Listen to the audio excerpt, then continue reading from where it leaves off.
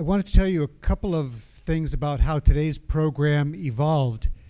Initially, back in February, our program committee was trying to get a hold of the two major candidates for governor to set up a time when they both could be with us. And we were successful with one of them, as you can tell from the agenda today. We had tried with the Rob McKenna campaign, but we couldn't come up with any date in June or July when they would be interested in being in Bellingham. So this is not unique. In 2006, we had the Maria Cantwell campaign, who wasn't able to schedule with us, and so we had her opponent here by himself. So that's just how we got to today. And now Chuck Foster, a longtime member and previous chair of the program committee, will introduce today's program.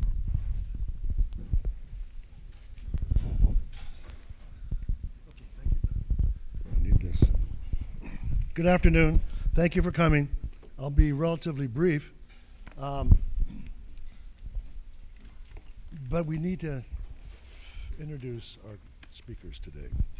And one thing I've learned that you may not know about Jay Inslee is that he is an avid basketball player and a member of the Hoopaholics, a charity group dedicated to, and I'm quoting here, the treatment of old guys addicted to basketball and who can no longer jump. Another thing you may not know is that Jay's brother Frank, a longtime high school art teacher here in Bellingham, who used to teach at Bellingham High School and now works at Squalicum High. He also plays basketball on occasion. And the reason I mention these facts is that the very first time I heard the name Jay Inslee was in the summer of 1994, when our son Bradley, a member of the Bellingham High School basketball team, came home from playing a pickup game comprised of other varsity players, a few coaches, and other assorted adults, and said, "Dad, I think I'm in trouble. Coach Dixon says the Secret Service might be after me." It turns out that the then 43-year-old United States Congressman from Yakima was visiting his brother Frank, and of course was playing in the game. And when our 17-year-old son slashed hard to the basket, Mr. Inslee attempted to block his shot.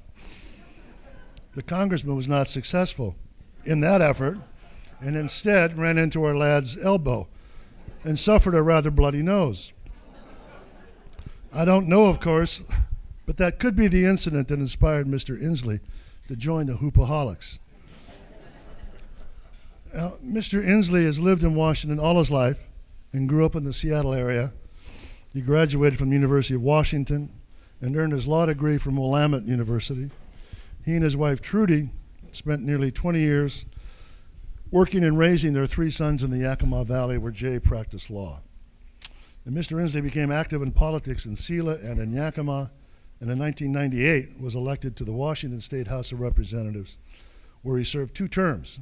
In 1992, he was elected to the United States Congress, representing the 4th Congressional District in the central part of our state, a rural agricultural-based district anchored by Yakima and the Tri-Cities.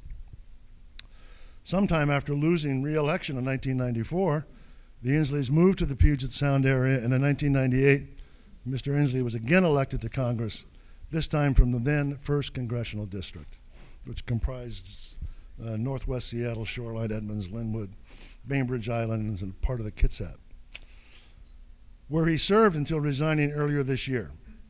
Mr. Inslee is a national leader on clean energy policy and has written a book titled Apollo's Fire, Igniting America's Clean Energy Economy.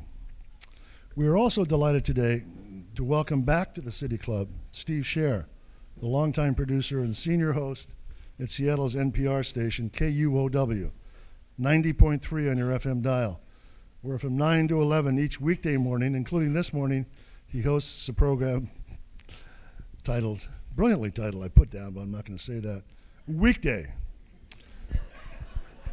Steve has lived in Seattle since 1979. He came to KUOW as a graduate work-study student in 1986 and has been there for 26 years. Over these years, he has had the opportunity to talk with senators, governors, county executives, mayors, presidents, candidates of all kinds, a princess, a duke, authors, poets, comedians, gardeners, columnists, journalists, economists, and numerous other folks.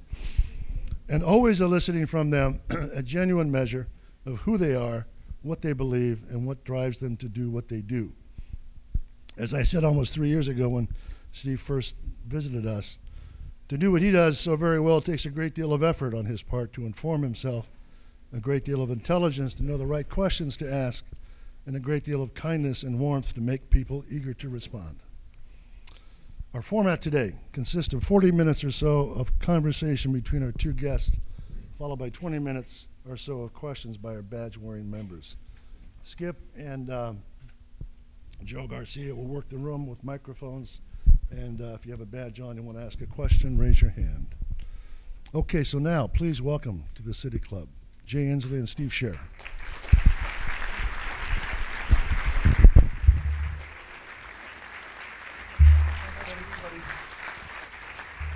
There you go. You got. Why don't you give that to us? By the way, I thought weekday was pretty clever at the time.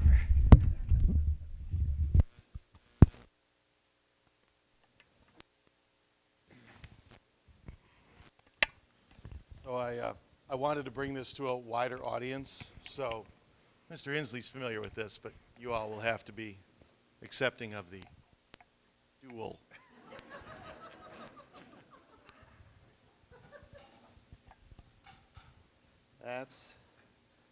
That's the sausage making, right? Good to see you again, sir, by the way. Thank you for talking to us. You filled out your ballot yet, Steve? No.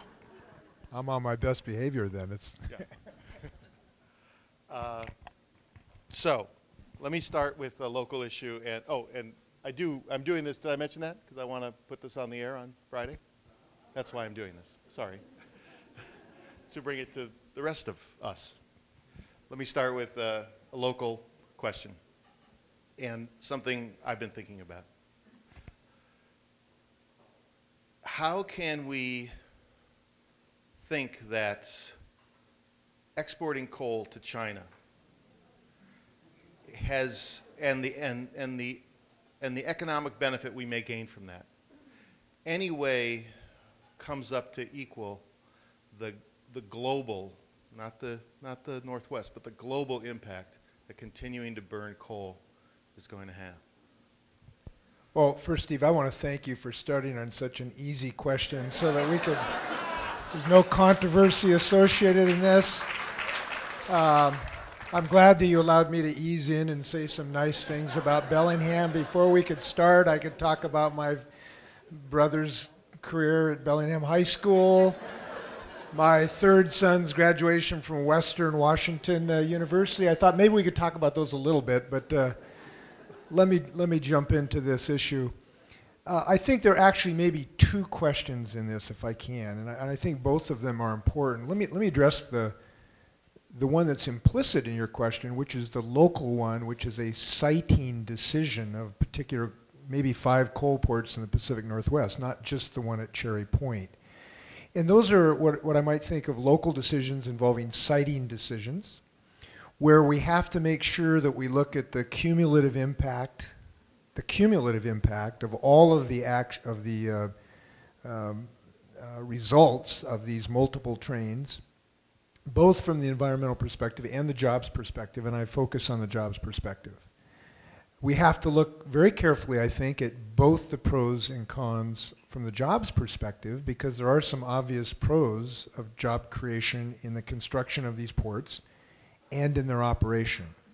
But there are also a significant potential deleterious impact on job creation in the cities that are up and down these corridors. I talked to a city councilman from Washougal a few weeks ago who talked about, we feel like our town will be cut in two with anywhere from 18 to 40 trains a day, and that's going to have severe economic dislocation for our small businesses in our town. So on the local perspective, we have got to have a very thorough, very comprehensive, very open and transparent discussion of all of the impacts associated with these potential ports, and they are significant. That's on the local side. But on the larger side, the question is really about, burning coal and the results of burning coal worldwide. Here's what I believe. I believe that our state can lead the world in the creation of a new energy economy that can create thousands of jobs in our state by developing alternatives to coal and alternatives to oil and gas. And the reason I believe that is I am seeing that happening across the state of Washington, where entrepreneurs are putting a little capital together with brilliant ideas and hardworking people, and they are growing businesses in a way that does not damage our climate. Let me just give you one example. I was on the boat yesterday. I live on Bainbridge Island. I was going to work and I was talking to my staff, and I said, I'm going to Bellingham tomorrow. I hear there's a new solar plant up in Whatcom County that makes, solar cells. And I said, let's get a hold of the people involved in that. I'd like to know what they're doing. Hung up. 5 minutes later, I'm walking up the boat, and a guy named Kelly Swanson walks up and says, I'm the president of iTech Energy. We're developing solar cells in Whatcom County, and we're selling them hopefully around the world. And I'm hearing those stories around this state.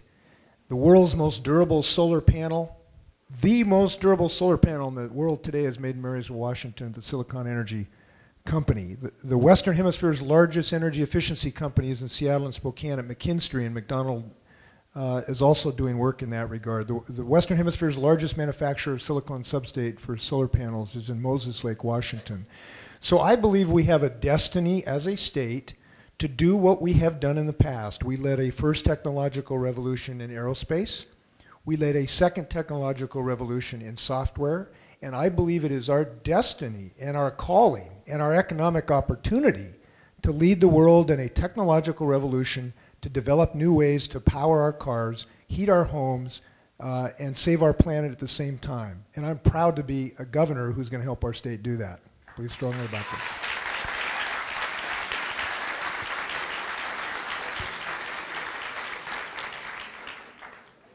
With all due respect.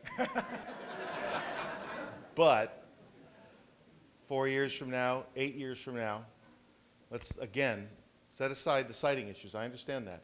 If we are the ones that export all that coal to China and it burns in China, we are still playing catch up with, I would think, unless you have a different vision, with all those industries. So where does a governor say, not here, this is not the right way to pursue these policies? Well, what a governor can do is help to create industries to replace the need for coal. And like I'm saying, we are doing this in the state of Washington, and we can accelerate that process dramatically. In my jobs creation plan, I have a host of new ideas to help accelerate the creation of alternatives as an alternative to coal. The Chinese, by the way, are making significant investments in solar, and that's one of the reasons they're actually trying to underbid us with some of their, I think, illicit subsidies in this regard. My view is that the thing that we have got to focus on is growing alternatives to sell to the world so that coal is not necessary, or at least reduced in its necessity. Now, you are correct in this statement. If we burn all of the coal that we know exists in the world today, Washington State will not look the way it looks like today. You may have noticed that an oyster growing operation in Washington State had to move its operations to Hawaii to produce the baby oysters that have to take calcium carbonate, and they can't do it as well now because the waters are more acidic.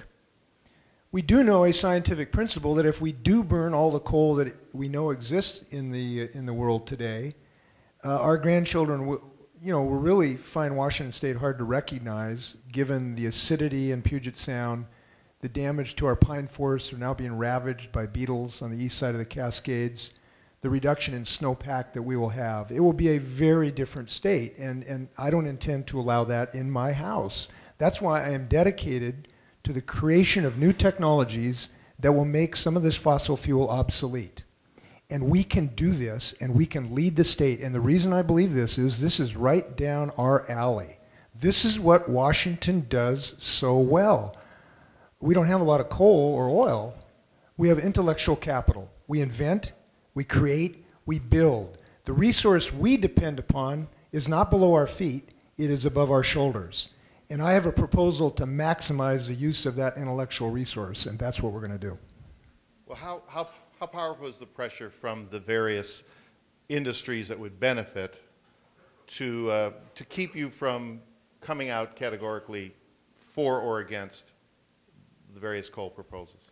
Well, it wouldn't matter to begin with. I don't know if you've noticed, but I'm kind of a ornery cuss sometimes, and I don't get leaned on very well. When George Bush tried to lean on me in the Iraq War, I voted against the Iraq War. That didn't bother me. When Wall Street leaned on me to try to stop the deregulate Wall Street, that didn't bother me. I told Wall Street to, take a hike in that regard. So that hasn't been something that's affected my judgment in this regard. Look, I do know that some folks in the oil and gas industry don't appreciate a person, a leader who understands the capacity to go to a new system of fuel in our cars. And I have been very active in Congress developing a lithium-ion battery manufacturing capacity in our country so that we can have an option to have cars that use electricity with almost zero CO2 emissions. I'm supporting efforts to develop some biofuels that have significantly reduced CO2 emissions. And one of my jobs plans is to help Washington State University start a center in excellence in biofuels. And by the way, those who don't think these new technologies have a future, last June, a Boeing 747 took off, flew across the Atlantic Ocean in part on biofuels that was designed here in Washington State. The Blue Angels are being powered in part by biofuels or not. We've got a potential industry here, and we need to think about it in those terms. So I guess my answer would be none. We're going to make this decision based on the facts. And again, I want to reiterate, we have to have a cumulative assessment of all the impacts, pro and con, and I think we're going to succeed in doing that before these decisions are made.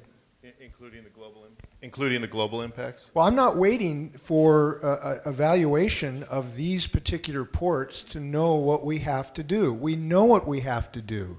Even if no one was proposing coal ports in Whatcom County, we know we have to increase our ability to have energy sources that do not emit carbon dioxide. There is no question about that. So I don't want to wait for the permitting decision. I want to go full speed ahead to help our universities do research, commercialize it, and put people to work in Washington State. That is a certainty and is a direction I think we can go. In terms of those industries, you have called for B&O tax exemptions for a number of reasons, including those reasons. Rob McKenna as well. You both have similar policies, but where's the difference? Rob McKenna talks about emphasizing deregulation. Are there some points he's making that you would also follow up on if you were governor? Well, we have significantly different plans, and I do ask people who are interested, you can go to jinslee.com, and our economic plans are tailored to the state of Washington. They're tailored to what we do well here, which is innovation. We focus on that. I didn't want to take some plan from the right that's just tax cuts for the rich, or plans from the left, which is just government spending. I wanted to develop something that was specific to our state. So let me share just a few ideas that I have. I'm proposing a targeted research and development tax credit for pre-revenue companies. A lot of the job creation are companies that start up and they go for years before they even have $1 of revenue. And they have a hard time getting capital. So instead of just giving butter, spreading B&O tax relief around, I'm proposing a targeted B&O tax relief for those companies that then they can sell to companies that do have revenue and generate capital that way. It is targeted. It looks for actual recovery in your policy. Another idea I'm proposing is that, and I'm very excited about this, we've got this tremendous research work going on in our colleges, but we don't do a very good job taking that research and commercializing it, helping it put into actually the business community, because we are restricted in our ability to do that. I have a proposal that I'm very hopeful is going to achieve what the University of Utah have done. And if we get to half the rate of commercialization of the University of Utah, we will create $3 billion of economic opportunity in the state of Washington. And we ought to be able to achieve that. So I have a plan to allow colleges to accelerate the commercialization of that. So my plan is basically designed to accelerate the kind of things we do so well, which is to take good ideas and build businesses around it. And it is different than my opponent's plan, and I hope people take a look at it. One of the things you talk about is a 3-year tax holiday for B&O taxes, right? For the for certain industries, biotech, clean energy, IT, like you're talking about. Also a what is it? A $4,000 for every job created that the credit would top out for B&O, and a cap at $8 million. Where's the revenue side of that? The revenue side is that we help create businesses that can put people to work. And I don't know who's helping us on the audio there, but we're suffering. You want to hold on just a second?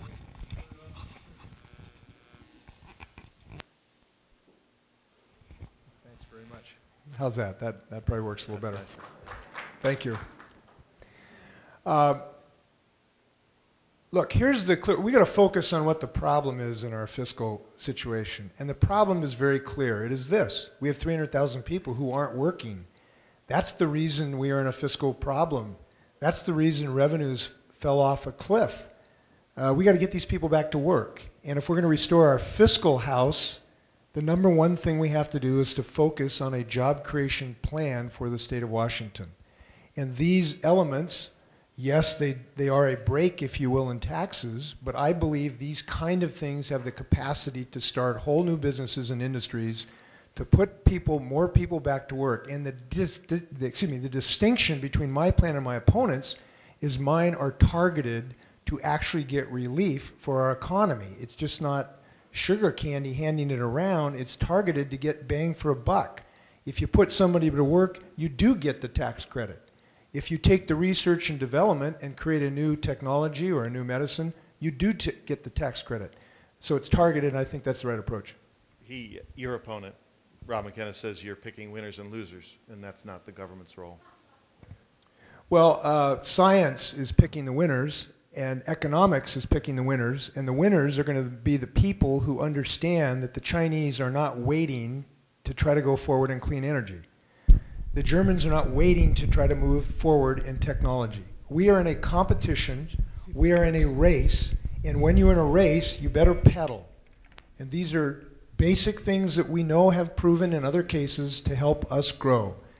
And by the way, those who think that, you know, some small policies to help drive improvements in clean energy, I've heard people complain that, you know, we've helped wind turbines get ready, and congratulations to those who helped us pass Initiative 937, because that's why we have a wind industry that has created millions of dollars of economic activity in the state of Washington. That happened because we adopted a policy to help this new infant industry get going.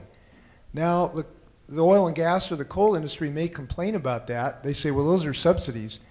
Hello, the biggest subsidized industry in the history of the solar system is the oil and gas industry. They get billions and billions and billions of subsidies. So at the smallest, we are simply trying to level the playing field here just a little tiny bit. And heaven help us if we don't do this. The kind of thing that is going on, and by the way, let me just tell you why I believe that we're going to succeed on this. McKinsey Company is a very noted company. It's a business analysis company. Today, a kilowatt hour of a lithium-ion battery to run an electric car is about $600 a kilowatt hour. So it costs a lot more than oil and gas today with existing technology. They predict by the year 2020 it'll be down to $200, and by the year, I think, 2025, it'll be down to $160 a kilowatt hour. When that happens, electricity becomes economically competitive with oil and gas. And when that happens, two things happen. We become a center of manufacturing in the world and sell those products around the world, just like we do Boeing 787s today.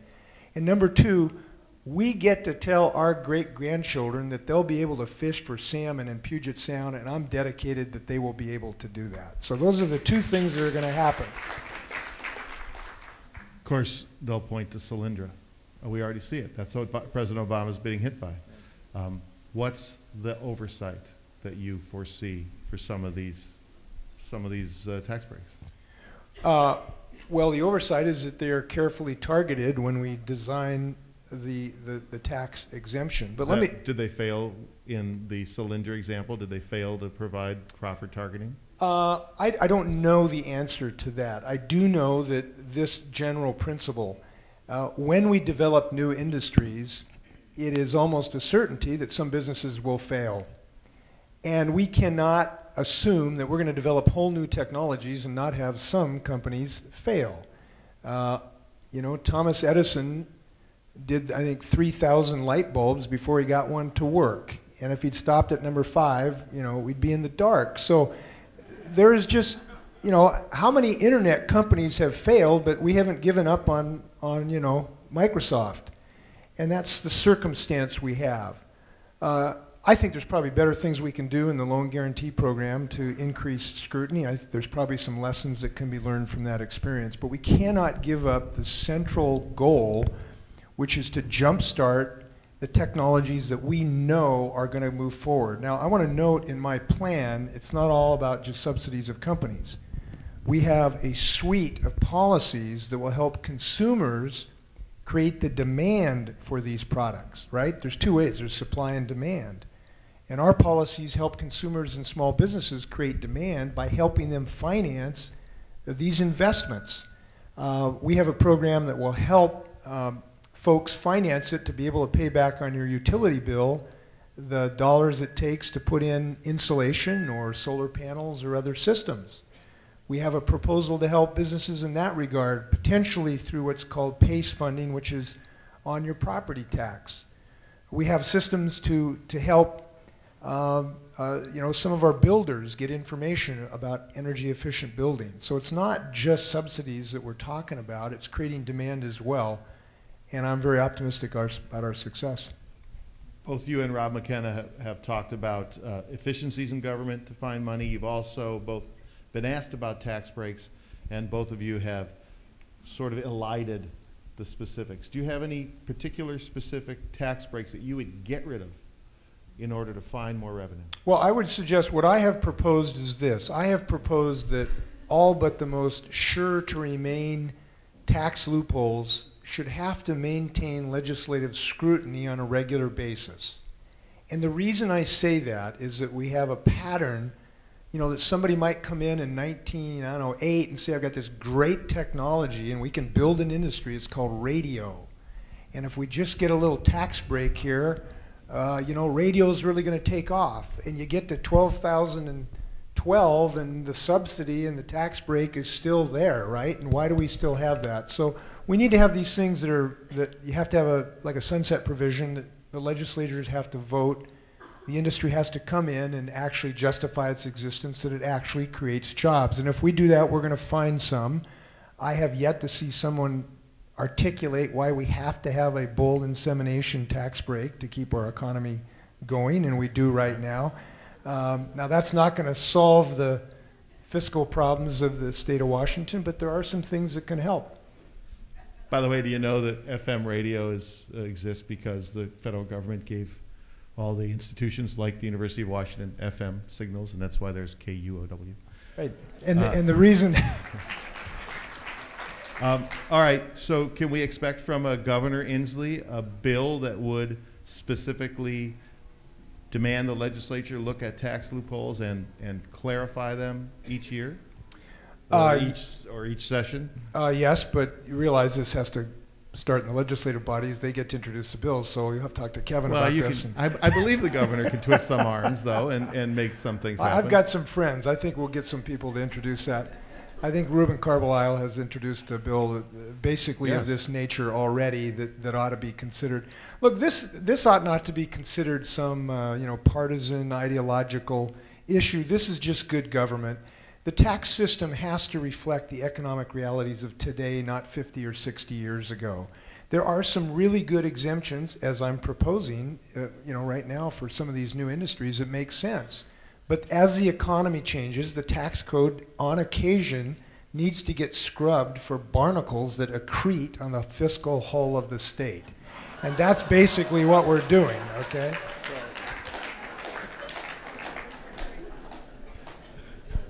We'll just let that one sink in. I want to come back to revenues again, but let me ask about education and in specifics. One thing that Rob McKenna talks about is focusing, or really continuing what the governor has already focused on, which is early childhood learning, and that to focus money there, and to perhaps for McKenna to focus more money there at perhaps higher education, other places may sacrifice. something has to give in education. We don't have the money for meeting all the demands, and we have a court mandate. So when you talk about finding new money, where? So I'm going to answer that, but I want to say this first if I can, and that is that we cannot wait for us to get in the perfect fiscal condition to actually start making some reforms that we can make now that really do not cost a lot of money. And I think that's important to say because we have an obvious, serious shortcoming in our fiscal support, both for K through 12 and our colleges. That is clear. We all agree on that. But we can't allow that to stop us from doing some of the reforms that I think are appropriate to try to wring as much education as we can out of our existing resources. And I'm seeing this happen across the state of Washington. I was just talking to Gary Cohn, Superintendent of Everett, the other night.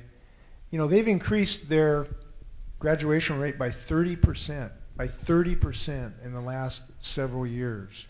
Pasco has done the same thing in about 3 or 4 years by developing some really risk-based targeting to try to target students that are in trouble and get them to stay in school. I just want to point out that we can't have, it can't be seen as an excuse for inaction is what I'm saying, and I'm proposing a variety of reforms, perhaps we can talk about them.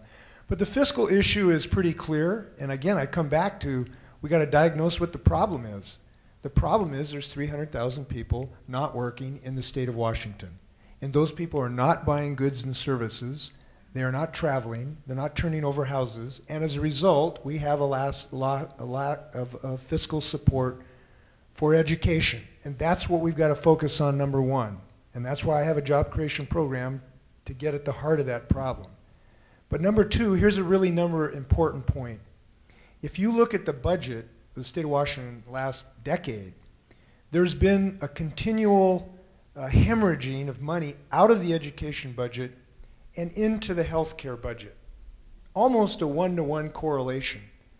And that has resulted largely from the inflation rate that we have in our healthcare costs. It is clear to me that we have to have an ability to adopt a preventative healthcare system to reduce the rate of medical inflation to be able to find money to adequately fund education. And to do that, we have to basically say this. We're going to have a real healthcare system instead of just a sick care system. We are going to help people, we're going to help people avoid diabetes instead of just amputating their leg after they get diabetes. We're going to attack the issue of hypertension and some cardiac issues. We're going to continue our efforts on nicotine addiction suppression. And we're going to tackle what I think is one of the most serious epidemics in the state of Washington, and that's childhood obesity, that I'm very, very concerned about. Now, if we do these things, we will be able to reduce the rate of medical inflation and plow more money back into our colleges that are hemorrhaging. You may have seen tuition can go up to $20,000 a person in several years if we don't do this. This is a source of savings to put in education. Now, we also have to do some things that basically involve efficiency in state government. I've seen what Boeing has done with their lean management systems of quality improvement. I've seen what Virginia Mason Hospital has done. They were ranked #1 hospital in the country a couple years ago.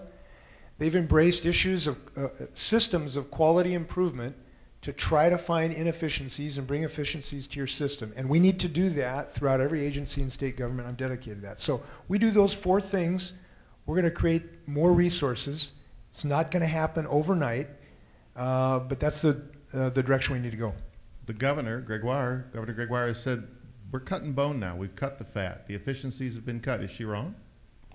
No, well, we have certainly cut services in ways that have really impacted people. I was just talking to a group of economic development experts in Everett this morning, and 2 people came on who are cerebral palsy folks who have been employed in the past, who now find it very difficult to be employed because they've lost some transportation services to be able to get from their home to the place of work. Well, that's her point. We've cut down to services. Let me finish. We have cut services, and there's no question about that.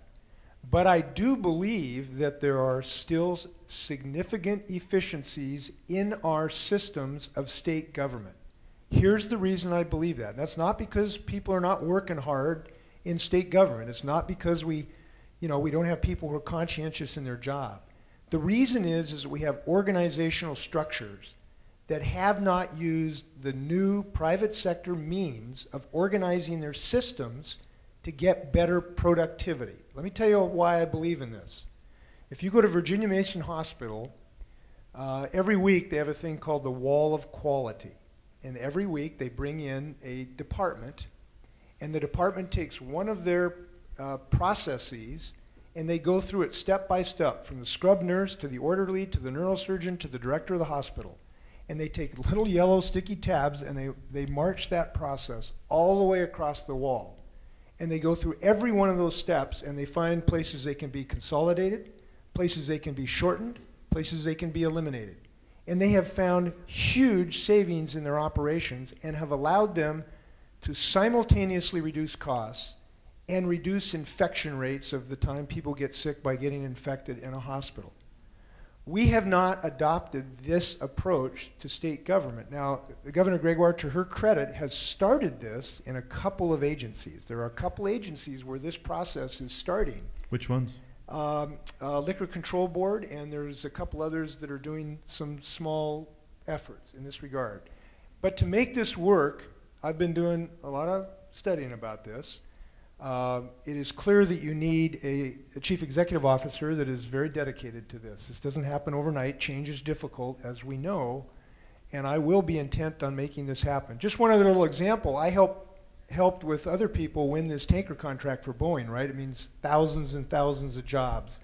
And I was pleased that it was my amendment that passed the House of Representatives, which did not allow the Department of Defense to give Airbus the ability to use $5 billion of illegal subsidies. I was really happy to pass that amendment. That was a good message to the Department of Defense.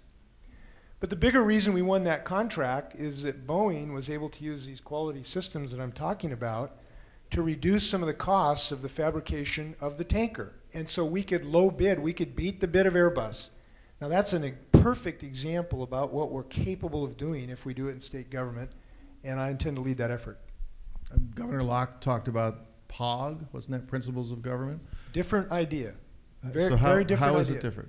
Those ideas basically tried to prioritize results. Our proposal using lean management is to look for every single way to bring coordination to reduce the steps involved in a process. It is an internal process to look at the process and how it works. It is a very different science. It started with Toyota, okay? And it came back to Boeing and Ford and Virginia Mason, now needs to get the state of Washington. By the way, we're not, King County's having some good experiences with this. There are governments that are doing this. It's time for our state to do it. Why do you assume that the workers in these agencies will work with you on that?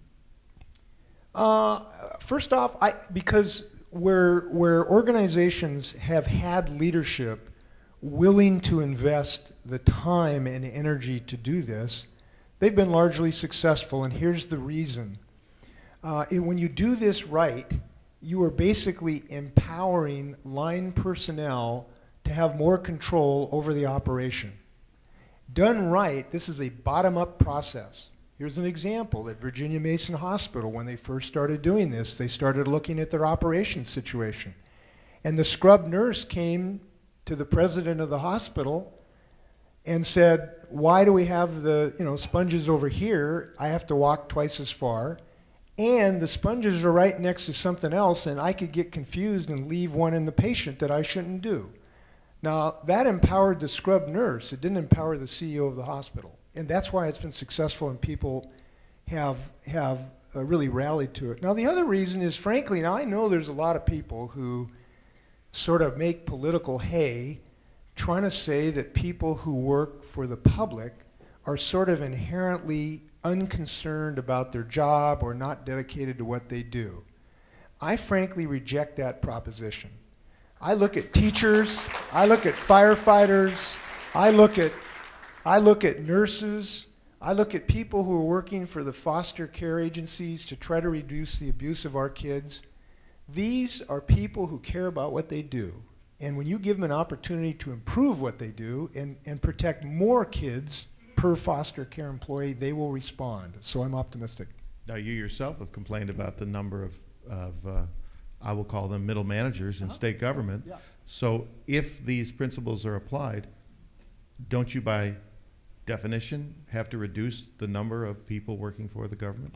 Well, I've proposed, we have a mid-management tier in our state agencies that I think has grown faster than is necessary. And so I have proposed, I do believe we can flatten some of our organizational structure. I believe basically organizations with the advent of new technology that allows information sharing from the top to the bottom without 2 or 3 levels in between generally should try to flatten out. Ours has actually done the reverse. So I've suggested we need to reduce some of the mid-management folks in our state government. Now, no, what's going to happen is, and frankly, one of the things to make this process work, you have to sort of let people know you're not going to design your way out of a job, right? You got to make sure they're going to cooperate. That's what Boeing has found. That's what Virginia Mason has found. But we've got to recognize what's going on with our state. We are a growing state. We'll have 1 million more people in the next decade who will need services at the and health services. We'll have more kids in foster care. We'll have more people needing law enforcement. There'll just be more people demanding more services. And we've got to find a way to bring more efficiencies in order to provide more services. That doesn't necessarily mean you're going to have a reduction in employee. I can't guarantee that, because we're going to have significantly increased demands on the state government in the next 10 years. More kids in school, which I think is a good thing. I'm for kids being in school. How's that for a radical proposition? All right, a couple of big policy issues and a couple of yes or no's and then questions. In terms of early childhood learning spending, the governor has made that a priority. Would you continue that priority? And how? Indubitably. I am fully committed to the expansion of early childhood education. Let me tell you why. I think the neuroscience that is coming out, University of Washington really is one of, if not the leader, in pediatric neuroscience in the world.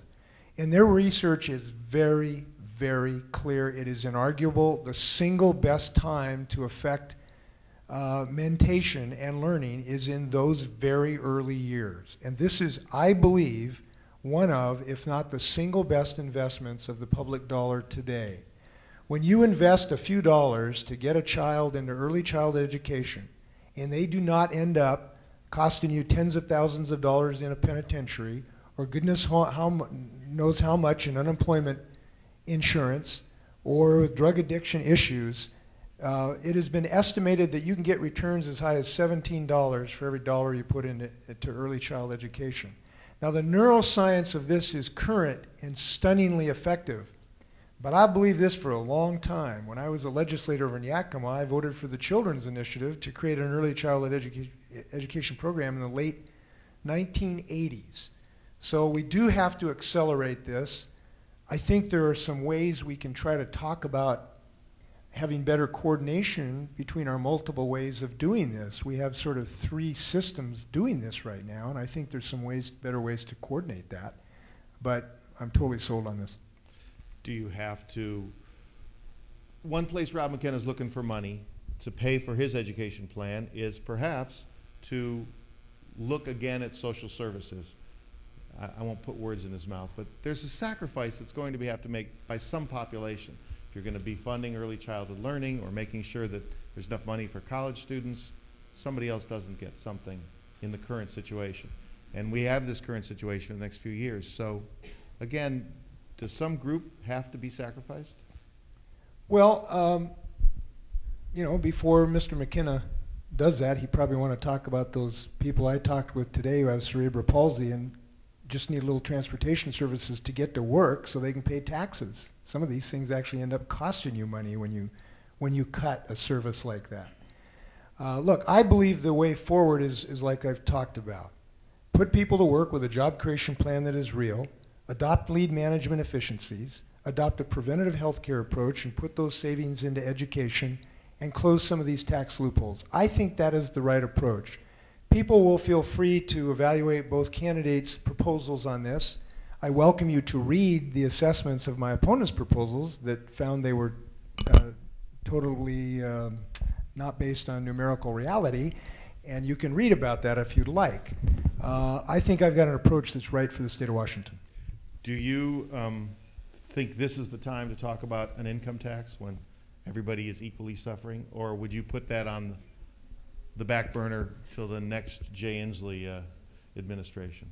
No, I'm not proposing an income tax. I don't believe it's right for the state of Washington. I think I'm not proposing an income tax. I do not believe it's right, and I'll say that 3 times if you'd like.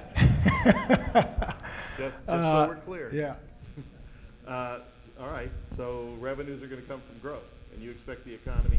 Revenues are going to come from growth, and you expect the economy to be turned around 2014, 2016. Revenues will come from growth and some closure of tax loopholes, and savings will come from adoption of a preventative health care system. By the way, this is real money. King County has adopted a very modest preventative health care proposal to help people reduce some of their disease risk.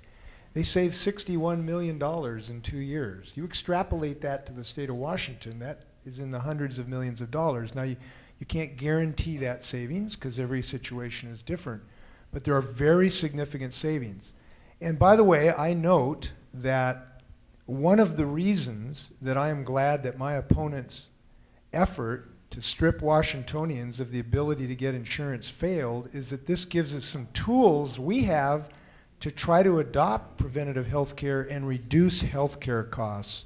And I just tell you this, I'm proud to say I'm the candidate who's standing up to say I am not going to let breast cancer survivors go without insurance, and I'm glad my opponent lost in his effort to take that away from breast cancer survivors, I'll tell you that. Will the state be willing to pony up more money in Medicaid for the expansion? And where will it come from? We should. My belief is that it is both a fiscally right thing to do and a health-based smart decision to expand the number of people who have insurance in the state of Washington. And we have an ability to do that. Now here's the good deal. For the first several years, this is absolutely free to the state government. All of the money is coming from the federal government. Thereafter, it's about 90%. It's very difficult to turn down an investment where you put in $1 and get $9 back. And that is the situation on expanding Medicaid. And I'm happy to take Texas's money. I think Texas owes us something after the last several years. But more importantly, on a health-based issue, look, when people do not have health care, here's what happened. They get really sick, that maybe you could have kept them from getting really sick. Not only do they get sicker, but that they end up in the emergency room. They get treated, and you know how much that costs? It's about 4 times more than if they'd been treated in a preventative care clinic. And they don't have insurance, and who is paying for that? You and me. Everybody in this room who's lucky enough to have insurance is paying about $1,000 a year to pay for those people's health care coverage, their health benefits who do not have coverage. And here's the way it works. They go into the emergency room, they can't pay, they run up a $100,000 bill. The hospital then has got to get somebody to pay it, so they stick it on our bill. And we have to pay it in our health insurance premiums. And it's about $1,000 for every single persons in this room. I'm tired of paying that $1,000 penalty. I'd rather have it do in a much more efficient way to get these people on insurance and take care of this problem. And you know, it's a bad thing either to have people being healthy. It's just not a bad thing. And I think our state is great enough to say that our people ought to have health insurance, and that's what I believe. So, Thank you. Let's get some questions from you folks, yes? On this side of the room, we have Skip Williams. Over here, we have Joe Garcia. If you have a question, please raise your hand. They'll give you the mic. No speeches, short questions. Thank you. Over here.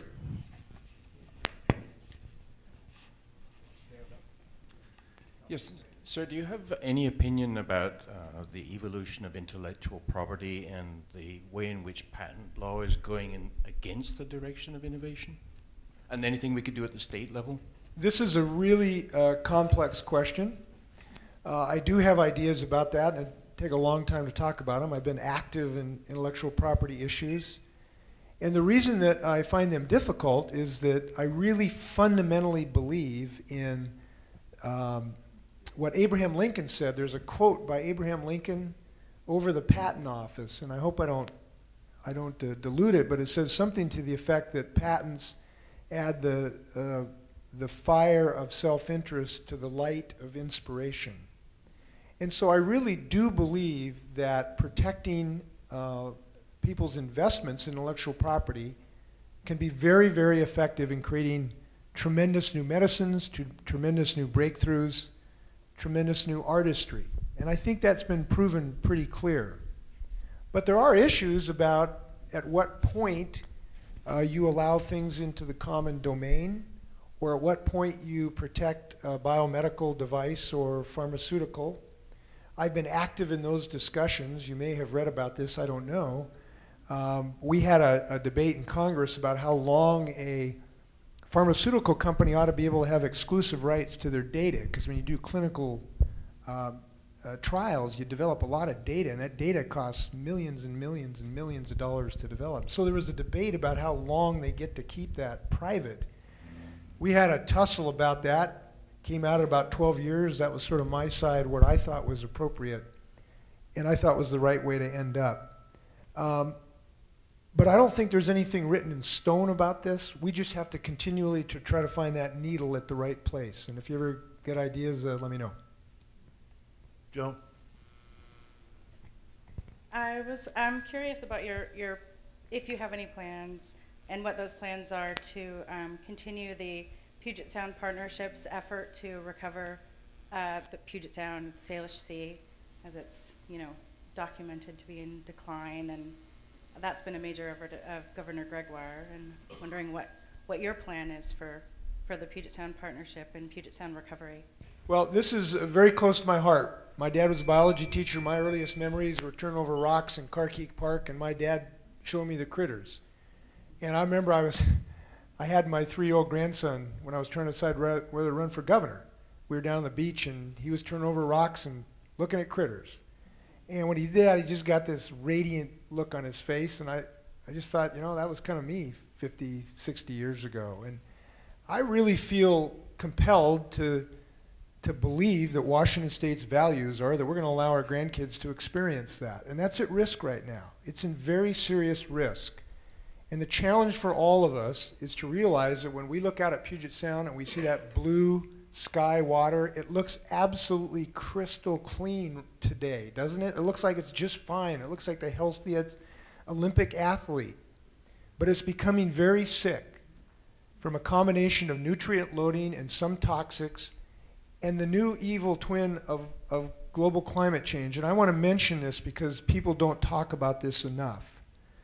Puget Sound today, because of carbon dioxide pollution, is 30% more acidic than it was in pre-industrial times. 30% more acidic. And it will be 100% more acidic than in pre-industrial times during my grandson's lifetime if things do not change. If in fact that happens, there is a high probability that the ecosystem that maintains salmon, orcas, oysters, clams, crabs will be severely compromised. And even if we solve the problems of nutrients, and even if we solve the problems of copper, we'll make Puget Sound a system that simply cannot sustain what you and I have grown up with. The reason I mention this is that my economic plans for job creation in the state of Washington, of growing new ways to build solar cells and have energy efficient buildings. By the way, the world's most energy efficient building, commercial building, is going to open next year in Seattle, Washington. That's going to be kind of cool. World's most efficient. That goal is also necessary to solve this problem of Puget Sound. They are connected. They are twins. And both of them have to succeed. So I'm committed to this, the Puget Sound Partnership. I will work as much as I can to help it succeed. Kevin's been doing some great leadership on this subject. You have a statewide leader on this issue. But it's not just Puget Sound. We have phosphate issues in the Spokane River. We have a lot of water issues in the Yakima Basin. And I think my experience having worked on both sides of the Cascades, I've been very active in water issues in the Yakima Valley, will suit me well to work with you to make sure we preserve this incredible jewel in the crown, and that's what I think it is. We have a question.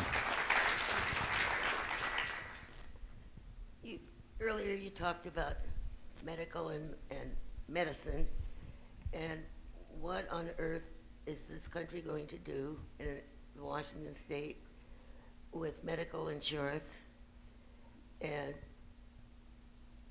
the politics of Medicare since the Supreme Court approved Obamacare? Well, I think it's time for us as a nation, and I hope our nation will join together and try to move forward on this health care rather than calling it Obamacare or Barack Care or anything else. I think it's time to think of this as an opportunity for us. And the reason I say that is I just think there's really good things that give us a chance to succeed in healthcare. I'll just mention a few of them. Because of that bill, there are tens of thousands of senior citizens today in the state of Washington who got, I think, over an average $500 benefit to reduce the cost of their prescription drugs. Seniors who've fallen into the donut hole, there is at least a partial solution to that problem in this bill, and we've got to make sure that moves forward. I'm getting to an age where quite a number of my friends have some health issues. I talked to a friend in Yakima yesterday who has a serious recurrence of colon cancer, and he's a business person who's had some different businesses. And I'm really happy that he'll be able to change jobs in the future, and no insurance company will be able to tell him they won't insure him. I'm really happy about that. That's a blow of freedom for people in this country. I'm really happy that when those Western students come out and they're looking for that first job and they're living in our basements, that we can make sure that they stay on insurance. I'm really happy about that. I'm happy that small businesses can get a tax credit of ultimately about 50%, which is a really rich tax credit, by the way, of the cost of providing health care insurance for their folks. I'm happy about that. I'm happy about the part of this bill that's going to improve the ability to have primary care physicians be available, because it does no good to have insurance if there's no doctors and nurses to provide it. And we have ideas about how to have increased education. And finally, I'm just happy that we are going to increase the number of people who have the security of health insurance. I think that will be good for all of us, whether in private insurance or Medicare. It's going to reduce the economic cost of what's called uncompensated care. So we're going to move forward if I'm given this opportunity to be governor. I shook hands with a guy who provided some leadership this morning as he left on Air Force One. And I told him that I thought he showed real leadership on that. And I told him I was also a little disappointed in him because he's commander-in-chief and he still could not talk his way into the Olympic basketball team. And to me, that was a little disappointing to me. We're going to keep doing some good work. All right, over here, please. Thank you. Okay. Soon to be Governor Inslee. I appreciate your longer-term efforts on the revenue side, but let's talk about the next 2 years, because I don't see the job growth, which leads to economic growth, which leads to better tax revenues, being effective in the short term. Along about next March, probably, the legislature will propose a budget. What in the next 2 years are possible revenue enhancements or revenue growth do you see, and can you get to? Well, we talked about the loopholes, which can happen on a short-term basis. And so I would encourage the legislature and join me in having those reviewed, the ones that have any shot at all of being closed. And by the way, people have said, well, we can't close these. Well, it's because you've never had a vote. You know, people have been able to block it from getting to the floor because the lobbyists have whispered in people's ears and say, don't bring it for a vote. You bring some of these to the vote, and the legislators are going to be embarrassed to vote to keep these things around while they're laying off teachers, okay? So let's get this up and actually have a taste test to see what we can get done. So there's number one. Number two, there's some healthcare savings that I think we can have relatively quickly.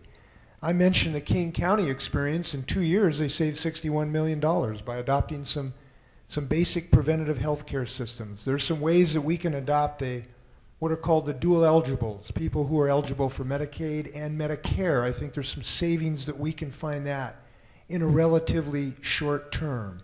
So that's what I would propose, and I'm going to be very aggressive in trying to get my job creation platform through. And we're going to go as quickly as we can. Thank you for showing up today. It's a good thing. I'd like to return a little bit to the educational issue. You put forward a economic plan, a proposal, depending on innovation, creativity, new businesses. As you're aware, all of that would depend on a feed source of intellectual capital coming into the state of Washington. Also, as you're aware, the funding for the state educational system has been diminishing, and recently Governor Gregoire has taken the president of Western Washington University to task for a very modest increase of the salary of the faculty here. Western Washington faculty salaries are some of the lowest in the United States. Your proposal that somehow we need to address the health costs in order to find funds to refund education may be too long and too late, because the needs are now, not 10, 20 years in the future. What are your thoughts on that? Well, I've made a proposal of what I believe that we can and should do. Look, I don't pretend to have some fairy dust in my back pocket, frankly, like what my opponent does, who says he can just solve this problem overnight just by not replacing state workers. Now, I don't think that's a solution. I don't think it's a solution to reduce the protection we're providing kids in college. His proposal is as state employees retire, we just don't replace them. I don't think it's a solution to reduce the number of college professors. I don't think it's a solution to reduce the number of people who are protecting foster care kids. I don't think it's a solution to reduce the number of caregivers for senior citizens. I don't think that is the solution. I think the solutions, as I've talked about, is job creation, and I'm focusing on that. And I do encourage you to take a look at my proposal, because it's real, it's substantive, it's meaningful across the state. It's on everything from agriculture. Look, we got a proposal to help the agricultural industry in eastern Washington with water. And that's going to help lots of people, not just in agriculture, but all the associated industries. So I hope you might take a look at that, and if you have any critiques for it, I'd be very appreciative. State government's an unwieldy thing, apparently. And to paraphrase the people who did not endorse Jay Inslee, the one thing they said was, Rob McKenna has run a state agency, Jay Inslee hasn't. He doesn't have management skills. We have even read about President Obama coming in and experienced having trouble grabbing the levers of power, as they say, in the first few years. What do you say to those critics, and how are you going to efficiently grab those levers of powers in the first 30, 100 days? Well, it's interesting. Experience, if you really look at the predictive ability of some of these things, I remember this candidate. He really talked about his management skills. He ran a successful baseball pro franchise. He had a master's of business administration. I can't remember, if it was from Yale or somewhere. And he fouled this country up beyond imagination. And I have found that, and then you look at some other folks like, John F. Kennedy, and by the way, I know I am not a John F. Kennedy, so I'm not making that metaphor. But you look at people that do come out of legislative experiences and can be very successful leaders. I think the question is to look for leadership capability. I have exercised, I think, two of the things that good leaders need to have. Number one, a vision of the future. And I have worked with a number of people across the aisle to help the vision for our country and our state move forward, both a vision of what we can do and an optimistic standpoint or belief that we can actually achieve those things. Now, I think that's the basic definition of leadership. And one of the reasons we've had success with lithium-ion batteries is because of the work I've done. I was Biotechnology Legislator of the Year a couple years ago amongst all the members of Congress. I shared that honor with a few others. I was a leader trying to support and make sure that we won the tanker contract. I've been able to show an ability to look over the horizon and see where we can go and be optimistic about that. Now, the second thing is that I've thought about what we need to do to change the way Olympia has been managed. Now, I think there are some changes. That's why I've talked extensively with you today about the lean management techniques that I intend to implement.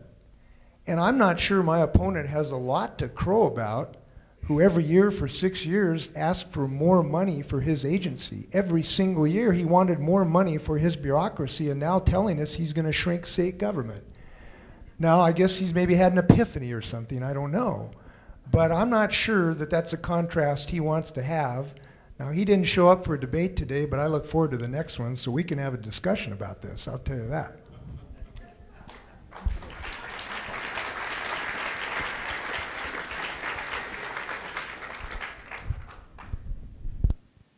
Thank you very much. It's been great, and Jay Inslee, Steve Scher, thank you both for being here and having this conversation with us. Thank you all for coming, and we have a gift for our guests. We're going to give them each, remembering beautiful days like this, a copy of Whatcom Places 2. So please join me again in thanking them for being here.